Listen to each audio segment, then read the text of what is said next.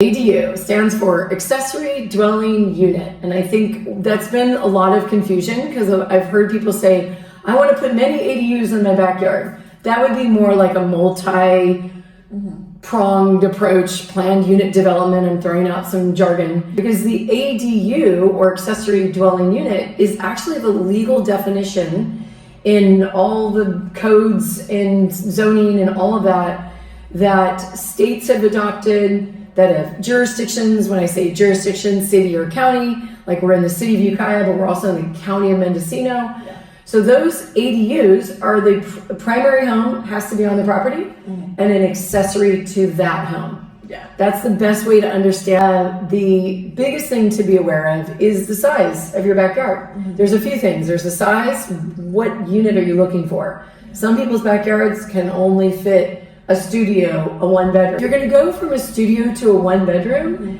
as a realtor, do you think a one bedroom is far more rentable than a studio? Yeah, for right. Sure. Yeah. So if you've got the space, I always recommend at least getting a one bedroom because it's not that much more, but it really helps for that flexibility of like even a couple could live there with one person doing the bedroom office thing. That's how I think. Or a kid, right? You've just had a baby and you're a single parent. You can kind of navigate that. But a studio is like, we're all listening to everybody. It's a lot, and just rentability too. You know, a studio versus a one bedroom makes a big difference in, you know, people's mindset when they're looking for a rental and seeing the price. Yes. Difference too.